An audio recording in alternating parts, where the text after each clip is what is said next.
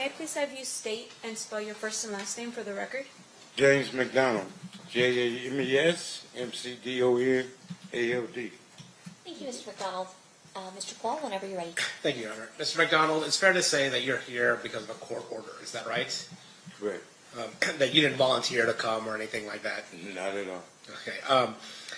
But you were instructed by a court that you had to attend. Yes. I want to ask you about September 7th, 1996. Were you at Club 662? Yes. What was Club 662? It was a club that Suge bought, and we operated it. When he opened, I was head of security through the neighborhood. Just a place to go and hang out. Did the number 662 mean anything?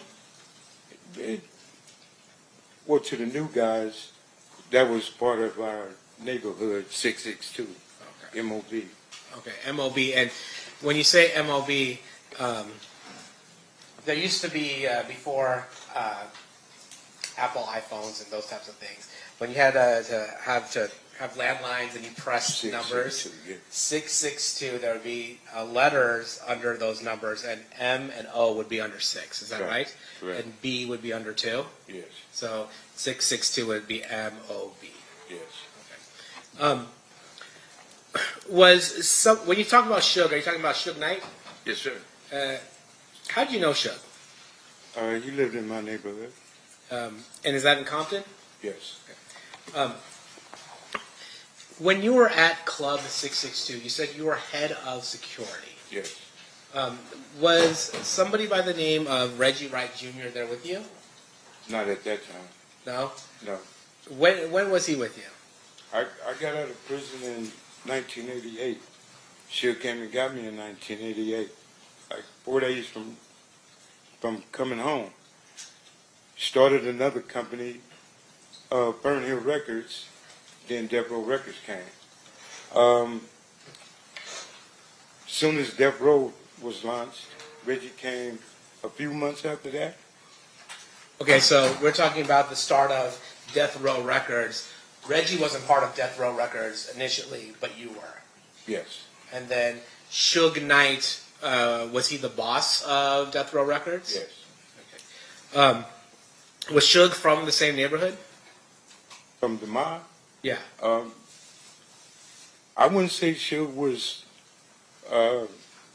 he was guilty by association. Okay. He wasn't from the neighborhood. He lived in the neighborhood. We looked at him as somebody from the neighborhood. When he started Death Row and started to recruit us, then yes, he's from the hood. So I guess there's a difference between living on a certain street versus being from the hood. Yeah. And how would you describe that difference? I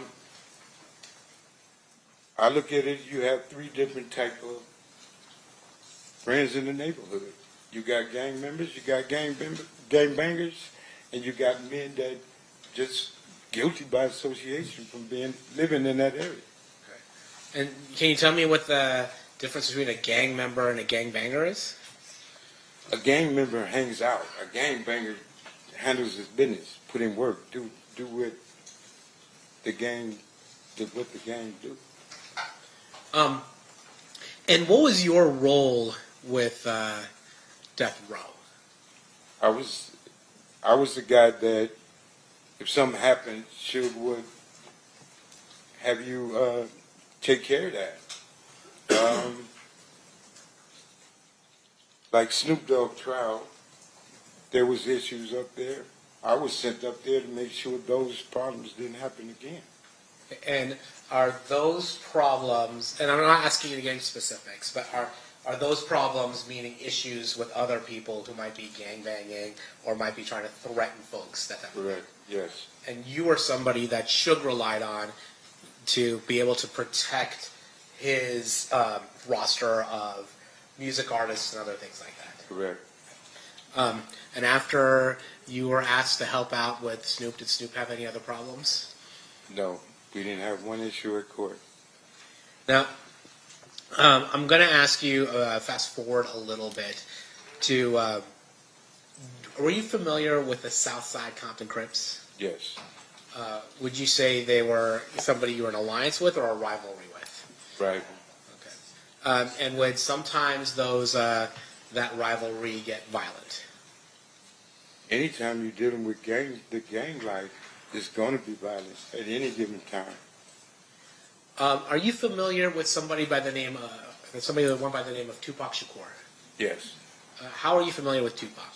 He was assigned to death row.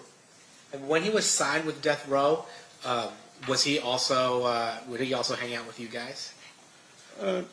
He hung with my brother now. Yeah. Not me. Who was your brother? Alton McDonald, Buntry Ave. Did he went by Buntry? Yes. Now, during this time, is it fair to say that Mr. Shakur had an issue with rappers from the East Coast? I think Tupac inherited the beef between Suge Knight and Puffy. Okay, that was your perspective of it. That's all it was. And we all fell. Some of us fell victim to it because we allowed ourselves to be a part of the BS, should I say. And that was a situation between record companies, not gangs. So technically it wasn't our business. But when you had 20 men just fresh out of prison and didn't have a way of getting the things they wanted, getting a paycheck from Suge, we did almost anything and everything to get that paycheck.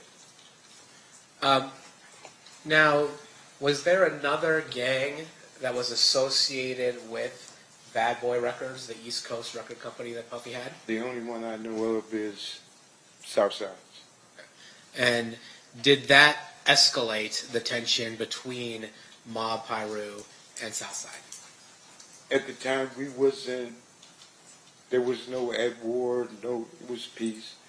And when the two record companies got into it, Bad Boy went to Keefe and Suge came to us. So that intertwined everything, and we had issues. Do you recall any instances that you were at where there were those issues manifested itself in terms of violence? Are you serious? Don't ask me that right here. I can't say that on both sides. When each neighborhood met each other, there was a lot of tension. I'd say that. Okay. Now, I want to talk a little bit about September 7th, 1996. Mm-hmm. Were you in Las Vegas on September 7th of 1996? Yes. Why were you in Las Vegas? To run the security at 662. We were having issues with individuals that said that they were coming for whatever reason they was coming for, and to come to 662. My job was to not let that happen. Similar to the kind of security you were asked to apply in the whole Snoop Dogg situation. It didn't have nothing to do with Snoop Dogg. It was, everybody came, well, Suge and Buntry and them, his entourage, everybody went for the fight. My job and all of my people were there to make sure nothing funny happened at 662. So we were the fall guys. So if something happened, we was the one that's going to go to jail for it. Prepared to do that. So nobody else was going to come up there and disrupt it in that manner. But if anybody remember that night, there was so many Metro and everybody there. No, neither side could have did anything. So it was calm, it was peaceful. So when you say there's so much Metro there, you're talking about so much Metro at Club 662? It was police all over the place. Now you said you were there to be on the lookout for something. What were you? You said I was on the lookout for nothing. I apologize. You were there. in order to ensure there weren't any problems. Is that Yeah, fair? to make sure everything was good. And because you had heard there might be some issues. Correct. And what were the issues that you were concerned about? Individuals coming up there creating an issue we was having with different sides of from what with Crips, period. Yeah. So you were worried about Crips. Not worried, I'm sorry. You were there providing security to ensure that Crips did not initiate any violence at Club 666. Not just Crips, that nothing would happen. Okay.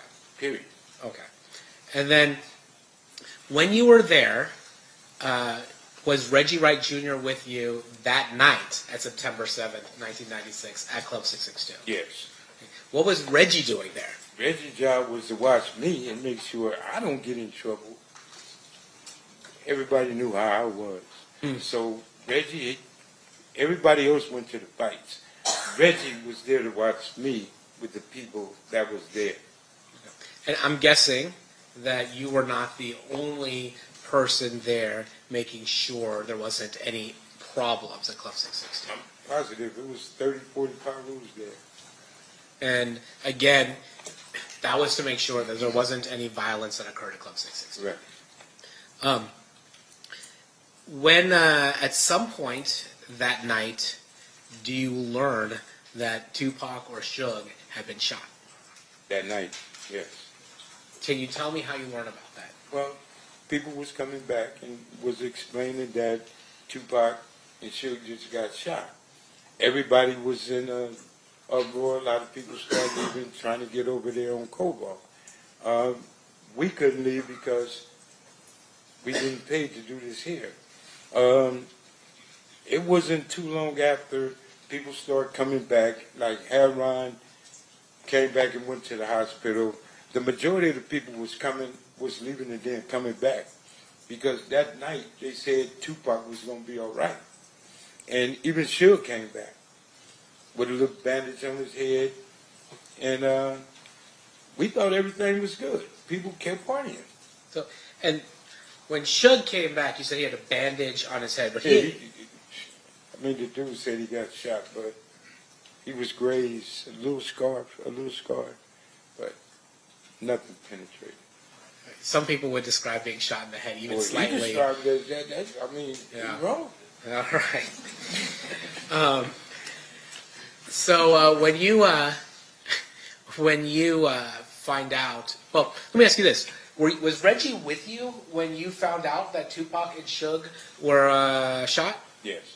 And did it appear to you in any way that Reggie Wright Jr. was coordinating the murder of Tupac Shakur? Impossible. I mean, and I say this because you're aware that there have been some conspiracy theories that Reggie Wright Jr. is responsible for the murder of Tupac. And it's so not true. His father was implicated, and his father had something to do with it. Reggie Wright used to be a police officer. And here again, I've been knowing Reggie Wright over 50 years. His daddy, as a police officer, patrolling my neighborhood. He done took me to jail many times when I messed up. If Reggie killed Tupac, then Death Row is over with. Tupac was the money source. Tupac was that guy at Death Row. So Reggie would have had a problem if he would have did that. And Suge, I truly believe Suge would have opened his mouth if Reggie betrayed him like that. So people say what they want to say. After that night, do you stick around in Las Vegas or do you go back to Compton? Well, I stayed in Vegas and we left that morning because we knew we was going to have neighborhood issues, and everybody left and went back to Compton. Why were you thinking you might have neighborhood issues? Well, you asking me some.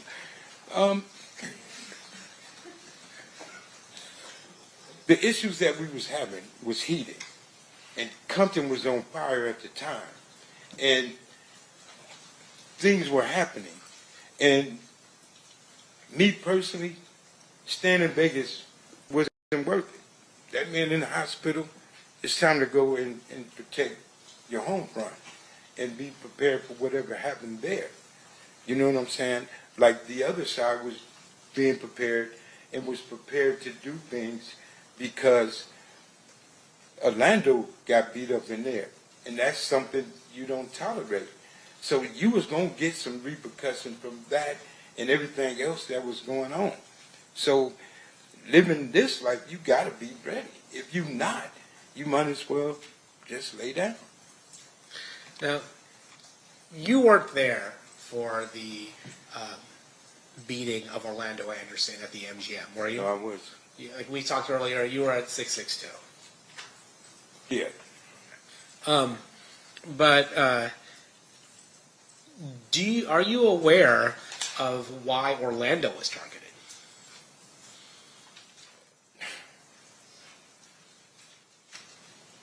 I'm aware of a lot of things. Things that was going on. People ain't talked about it in 30 years. Today ain't one of them. I don't mean to be funny, but here's the thing. A lot of things happened that night. A lot of things happened weeks and weeks after that night. Me or anybody else bringing up the dead is wrong. A lot of people got hurt behind this situation in itself.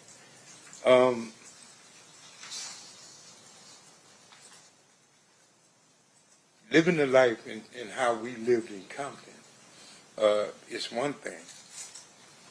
You bring back all of the guys that made it, like me, I'm 61 years old now, to rehash and relive this situation again. I told every attorney in here that tried to get me to come here, you better treat me as a hostile witness. And I think that's where I'm about to go now, because you're asking me questions. I can't answer those questions. Okay, well, let me ask you this. Then I'm not going to speak on Orlando. Let me ask you something about yourself. There was a rumor that Tupac had knocked you out one time. I'd have killed him. That would have been your response if that happened. Yeah, I'm being honest with you and everybody else. I said it on my podcast show. Him, Suge, and my brother. I'd have shot all three of them if he touched me. That's how I was living. Why is that? That's what I was back then. And so, is it fair to say that your reputation and your standing in the neighborhood would require you to do something if you're going to get punked by somebody like Tupac? You don't have a choice, or you can't be there. I'm sorry. We're doing some side talking. No, that's my fault. I asked, being in the life that you were, if somebody like Tupac is punking you, like by punching you in the face or something like that, you would have to retaliate, or you would lose your place in the neighborhood. You would have to go back home and fight everybody that called you a punk. You would have to go. There's some rules that you roll with, and some rules you just got to handle. Certain things need to be dealt with, adjusted, living that life. And when I was living that life, it wasn't no ifs, ands, or buts. It wasn't no, oh, you get a pass. No, I would have shot him, to be honest. So then you had mentioned, I'm not going to ask you to go into any specifics, but you had mentioned that after what happened here in Las Vegas, there were issues between the neighborhoods. How long did that last? Was it like, all right, one day we're good, everything's done, or did it last for longer than that? No, it was tension in the air for quite a long time, until I guess both sides, and he might agree, just said, let that shit go. Because it really wasn't our beef. This was between Suge Knight and Keefe. And people put themselves in situations, like myself. I'm guilty as everybody else. Like myself, I put myself in a situation to protect something and somebody that didn't have nothing to do with me. I did it for a paycheck. I did it on some just because. I'm older now. I get it. But we did things for all the wrong reasons at that time, in them days.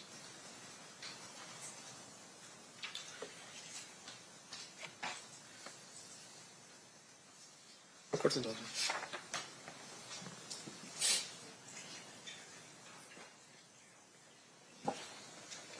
Your Honor, State will pass a witness. Okay. Cross-examination, Mr. Sims. Sir, have you ever met me? Excuse me? Have you ever met me before? No.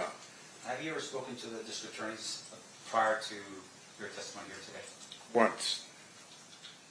And is that what you're referring to is the time that you told them, like, hey, any attorney here is better treat me as hostile because... Yeah, I told him I didn't have nothing to do with this.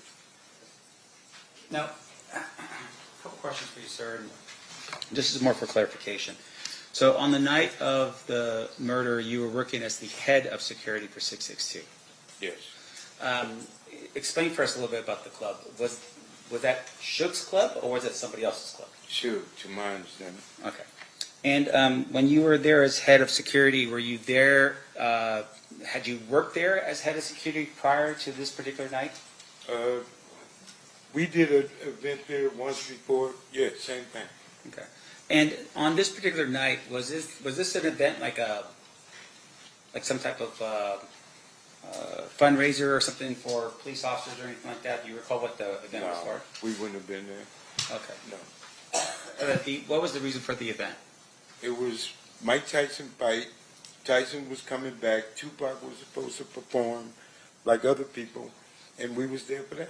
Okay. Can you describe for us how big the club is so that we can... 30 years ago, a little bit bigger than this room. So it's relatively, it's not like a two-story. It's No, not, it's you know. small. All right. And in terms of the club itself, you were there and you were sharing with us that there were other people that were there. Yes.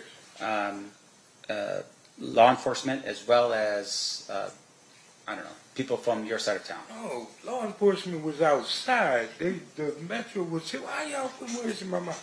Sure. They were outside. Right. We were on the inside. Wasn't no law enforcement mingling with us. So, as far as you know, law enforcement wasn't hired by Reggie Wright to provide additional security? No, at this was Club Metro 662? posted up all over the place. And so they were there specifically just to, like what, harass or just send a warning or what? No, they were there. Like when you have events in Las Vegas, everybody knows. You're going to see Metro here, every block. Yeah. They was posted up, which they do all the time. But you're telling me that as head of security, you do not know or you don't believe that Reggie Wright hired the Metro officers to come I know in? for a fact he didn't hire the Metro Police. Okay. Do you know how many people were on the payroll that night from your security team? Well, y'all do paperwork different than we did. Our paperwork was getting cash money. Our paperwork was what they call under the table. We had at least 30, 40 of my homeboys there. Reggie Wright Jr. and his security, his company, the people work for him, didn't have nothing to do with what Suge paid us for working. So that was two different entities, Reggie and Suge. The homies was there for Suge Knight. Reggie Wright hired his company to watch over Suge Knight people. Right. So his security did like the right thing. My security did what they ain't gonna do. You get what I'm saying? I get it. The police gonna walk you out of there. Mm-hmm. We gonna drag you out of there. So it was a difference, but not on the same paper. Sure. And once again, the intent was to protect 662, right? To protect the club, protect the patrons that were going to go there, that kind of thing. Yeah. Okay. Now, in terms of your knowledge of what happened on that night, fair to say you weren't present when the shots had rung out. No, I wasn't there. Okay. And your testimony is that you had heard from other people initially that, hey, Tupac had been shot. Yes. And you had thought maybe other people were maybe relieved, thinking like, okay, it's not that big of a deal. He's going to be okay. That's what came back to 662. People that went to the scene, and everybody said Tupac was talking. So everybody came back to the club saying he's going to be all right. So people just went back to, me. Right. Now, in terms of the, that night, you go back to Compton. You live in Compton. Yes. You still live in Compton? No. At the time you live in Compton, you go back to Compton, and you tell us that there was a lot of tension. Can you describe that for us when you went back in terms of what kind of tension we're talking about? You sure you want me to answer that? I don't know. Is it going to be graphic? No, I ain't gonna. I got to raise the word in it, but you asking me a question. I don't.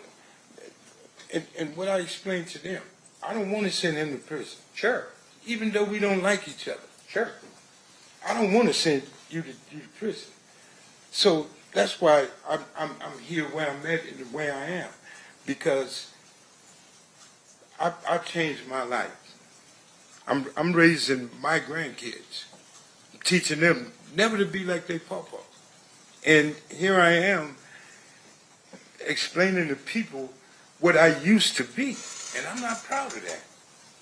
I'm not proud of that at all.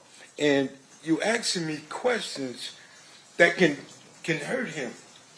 And like I told them, I'm trying to avoid to answer the questions that they might look at me and say, something is wrong. Well, let me put this way. Let me help you out with this. Thank you. So these people right here, what they want to know from you is, did you see who shot Tupac? I told you no. Correct. So outside of that question, right, the next question I'm asking you is, when you went back to Compton, was it like a Southside Crip that shoots a Pyro Blood, and then a Pyro Blood shoots a Southside Crip? Is that the tension that we're talking about? Do I answer this? That's a straightforward question. It's a yes or no answer.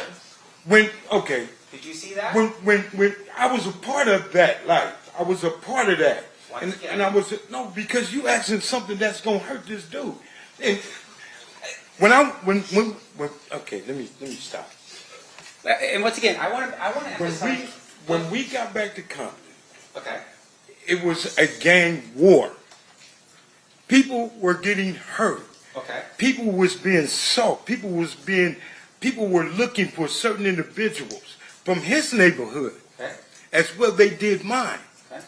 But Orlando, him, and certain other people were being sought because people wanted to kill them. Sure. Were they the only ones that they wanted to kill? Am I the only one up in here?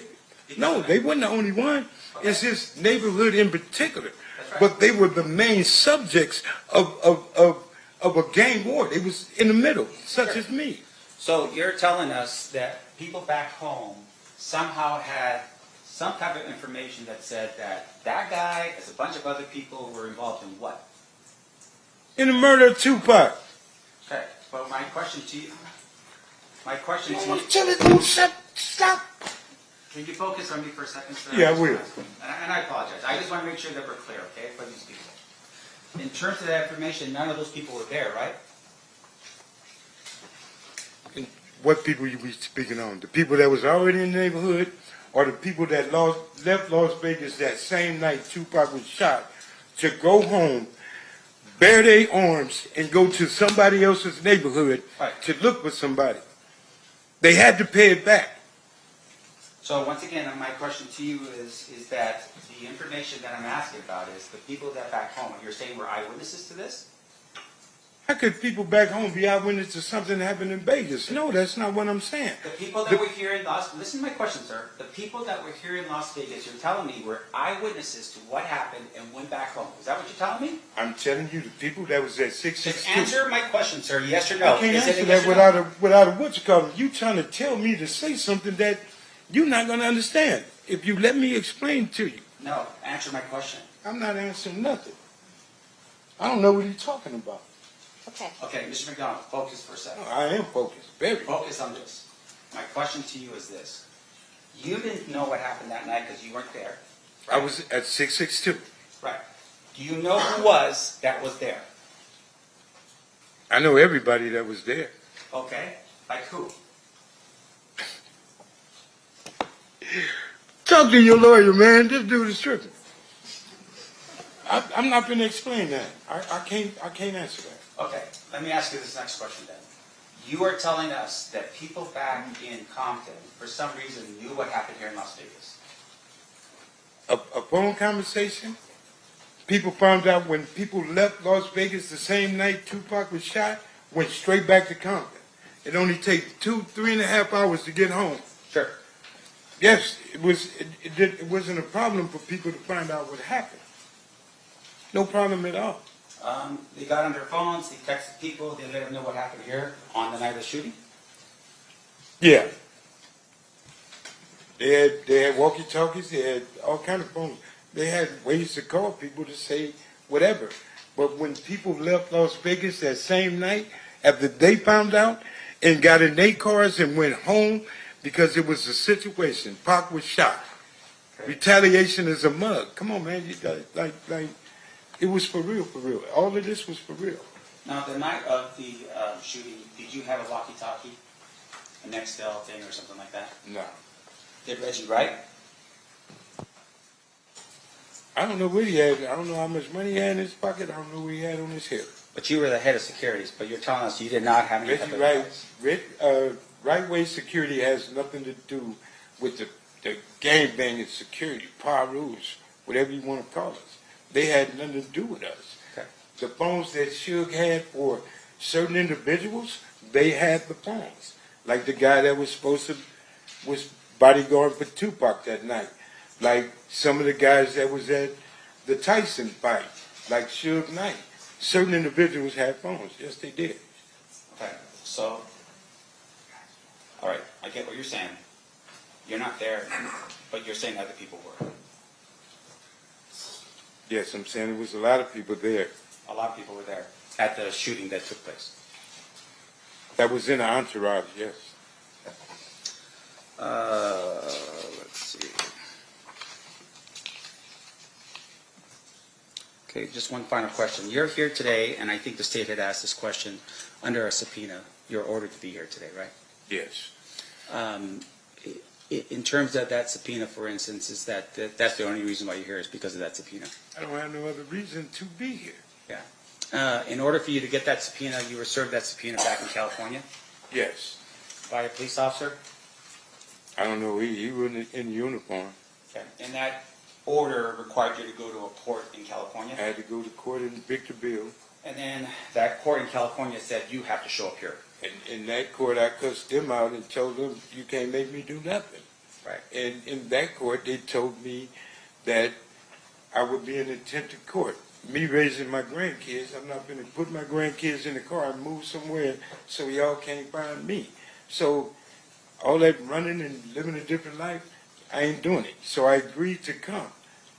And like I explained to everybody in here, you ask me something, I'm going to be honest about it. You ask me something I don't want to talk about, you're going to have a problem. Treat me as a hostile witness. You're not going to talk to me and tell me as a grown man what I have to do up here. I'm not finna send him to prison. You are. So the accusation now is because of the fact that we're trying to ask you questions, you're blaming it on me. You asking me questions. If I just answer your questions, we gonna have a problem in here, a misunderstanding, and you're asking me something that wouldn't be good for him. Right. And once again, I just want to look. We're just trying to figure out who shot Tupac. You're telling us that you weren't there to see him. That's all I want to know. At the end of the day, that's it. Right? Was I in the entourage when Tupac got shot? No. Okay. Nothing else, right? I was at 62. I mean, that ain't hard. That's easy math. Okay. No further questions, John. Anything further, State? Jesus. All right, we've got one more phase, and then we'll let you out of here. Okay. Ladies and gentlemen of the jury, any questions for this witness? Seeing no hands? Oh, we do have one. Okay, hang on one second.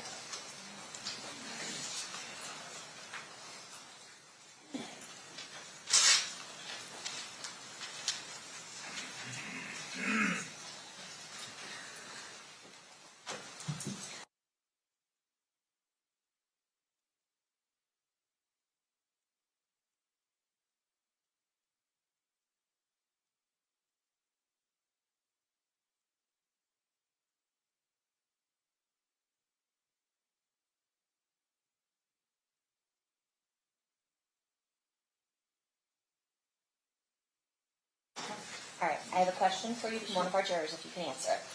Did Reggie Wright Jr. instruct security to not have firearms the night of the fight?